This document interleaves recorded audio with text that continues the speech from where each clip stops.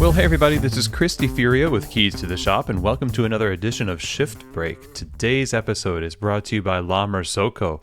They've been making espresso machines by hand in Florence, Italy since 1927, and that's nearly 100 years of serving the world with some of the most reliable, beautiful, and innovative espresso machines. You have machines out there like the one I recommend often to people, which is the Linea PB. The Linea PB is designed by and named in recognition of Piero Bembi. It introduces a new level of performance and reliability and craftsmanship. It comes equipped with an exclusive user-friendly interface software that gives the barista direct control over boiler temperature, brewing volume, hot water tap dose, auto backflush, as well as other options. This is a super powerful machine. It's low profile, and if you know the Linea machine, which you probably do, the Linea PB is this elegant and beautiful upgrade to this classic machine. I've always loved working on this particular one, but there's just so many different kinds of espresso machines that La Marzocco makes. And so go to their website, lamarzocco.usa.com, and find the right one for you. And better yet, actually go and email info@lamarzocco.usa.com. One of their salespeople will help you select the right equipment for your cafe. Wonderful people there, awesome machines. And there's a great choice for the heart of your business, the espresso machine from La Marzocco. Today's episode is also brought to you by Espressly, who is creating custom branded mobile apps for cafes, for independent coffee shop operations like yours. And this is a no-risk model with Espressly. When you develop this app, there's no setup or development fees. This is a wonderful balance between the convenience of mobile ordering along with your culture and your feel. Along with integrating fully with Square, the Espressly app has centralized loyalty programs for each shop. This helps drive repeat orders for customers as they earn points, and it is fully customizable in Square for how points are earned and redeemed. You can name your loyalty system whatever you want. It could be stars, points, or punches and things like that, but you'll see the same language used in the app, and you just need to be using Square. So this is a wonderful feature to have on an app through Espressly, and Espressly does not charge a separate fee for having the loyalty on in the app. So go check them out at espressly.co and explore the option here for your cafe. I think it's a wonderful product, and I think you're going to have a great time with it. Again, check them out at espressly.co.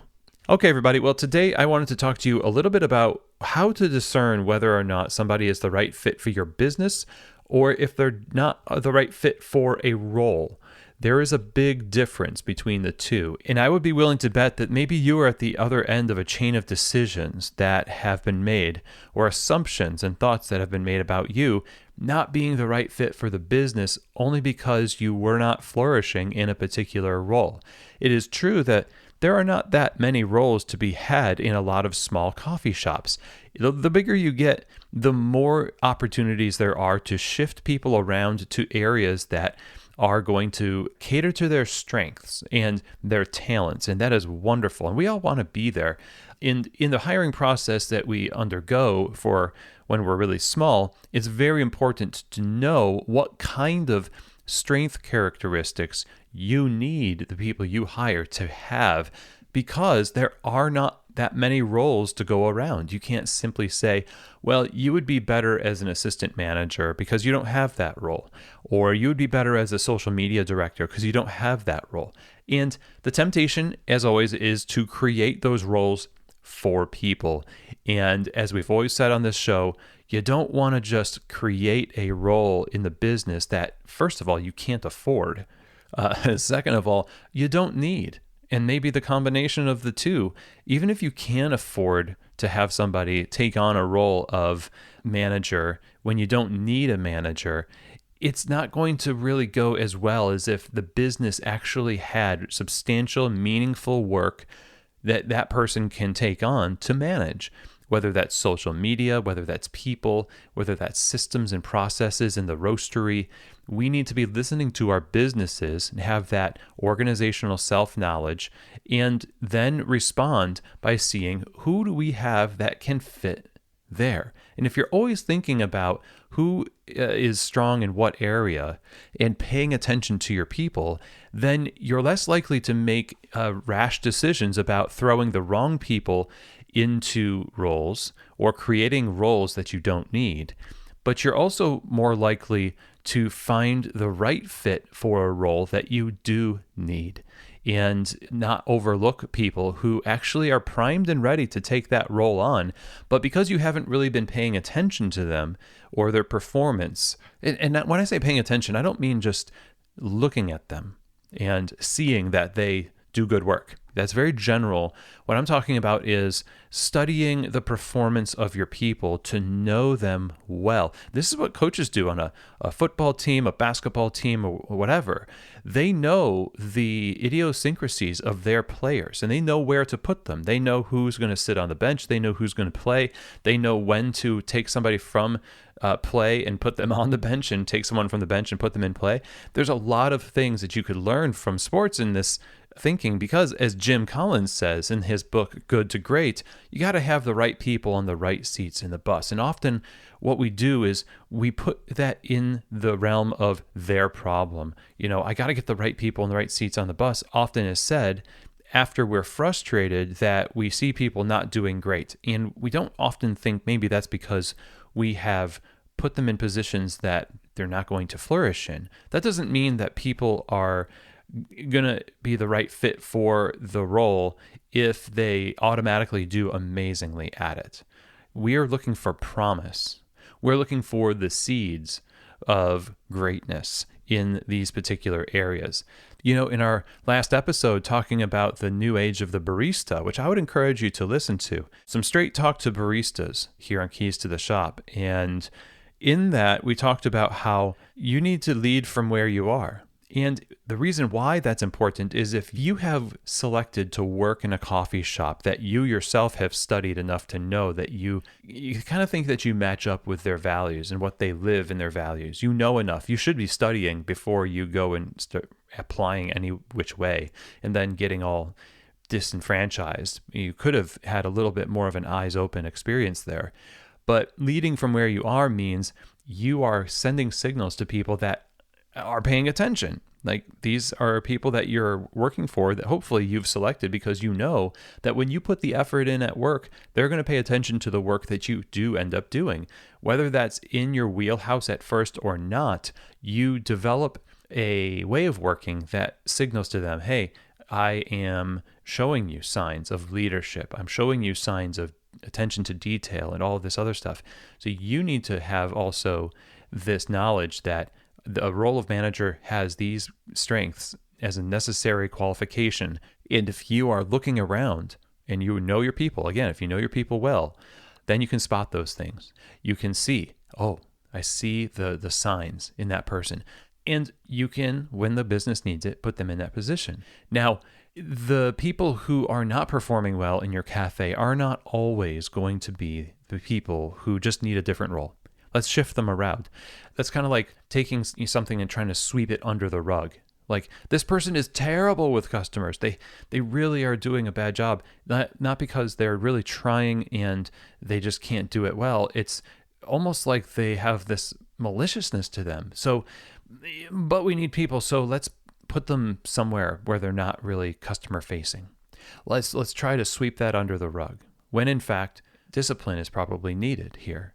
Going through a system of, write-ups and having a system for that is very important. I've walked several clients through this process of developing some kind of a restorative disciplinary system to really give people the opportunity to know how to correct their actions. But sometimes it's not that the person is an ill fit for the role. It's they're an ill fit for your business because their behavior, while not stellar performance-wise, is at the same time antithetic to the values of your business. So if they are doing a bad job at attention to detail, but they're also unkind, it's not the wrong role. They may be the wrong fit for your business because kindness might be one of your values. It's a non-negotiable. It's not, let's shift you around and keep the presence of the thing that's against who we are still in our presence. That doesn't work. So there are some innocuous skill-based, competency-based things that you look at to determine roles.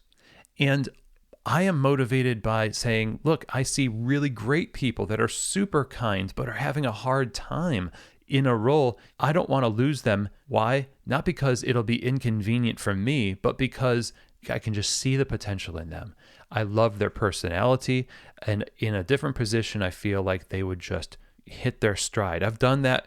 I've one example where this really worked out, where somebody was having a hard time in management, and it was a real struggle. But I remember I actually journaled about this, and I saw this journal entry just the other day about what to do.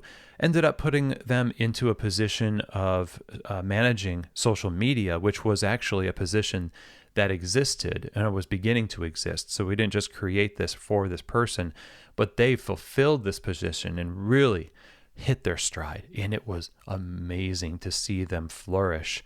And today, this person is actually a manager of a coffee shop elsewhere, and they are doing a great job in that role. So I was so glad that I did not just cut and run and say, look, you're not good for management. You can either just be a barista and go on whatever, maybe not work here. And I could have taken their hard time with that job and said, well, that means they're not the right fit for the business, because we need somebody who can be a leader and all these other things. And how many times has this happened in the business of coffee, where we end up having a hard time with an employee, and rather than finding the right place for them, we end up just saying, it's better to be, let's just cut ties. Let's just let them go. Or we'll let them kind of manage themselves out, or we'll manage them out, that kind of thing. So I would encourage you, for today's shift break, the main message is, are we doing things consciously and intentionally to, first of all, pay attention to your baristas and their strengths and their challenges? Pay attention to the values and the character traits that they have while they're doing it. So it's not just how good they're doing it, but how they are and who they are while they're doing it. It's the who and the how, that character traits, the values, that determines whether they're the right fit for your business, for your culture. But it's the skills and the execution and all of the technical things that aren't so rooted in the why and the values, but it's more about the skills. And, there's an acceptable level of incompetency that we have to accept for all of ourselves, right? But do they show promise? Is this a place where they can really flourish, because we want to keep them around? And this role that we can move them into needs to be a role that we need in the business, and frankly, that they need to really find meaning and purpose within the business as well. That just makes your cafe that much better. To know the difference between these two things, I think, is critical. And so hopefully today has been helpful for you to start thinking about how you think about your staff. And maybe there are some shifts that need to be made. There will be some links in the show notes to guide you to other episodes around some of the topics that I have just talked about. I would encourage you, if you ever look at the show notes, then there are recommended episodes there for a reason. I definitely want you to take what you hear, if it's interesting, and explore it deeply enough for it to get rooted and for it to be something that you explore and execute on in your business. So thank you very much, everybody, for listening. If you're interested in coaching and consultation with Keys to the Shop, one-on-one with myself, I walk through these types of things all the time with my clients, and I would love to explore what coaching one-on-one with you would look like in whatever situation you find yourself in as a cafe owner. Give me a shout, chris@keystotheshop.com. I would really love to hear from you. And with that, that is the end of our show today, everyone. So please do me a favor, subscribe to Keys to the Shop, share these posts on social media. And as always, I hope that this episode has truly given you keys to the shop.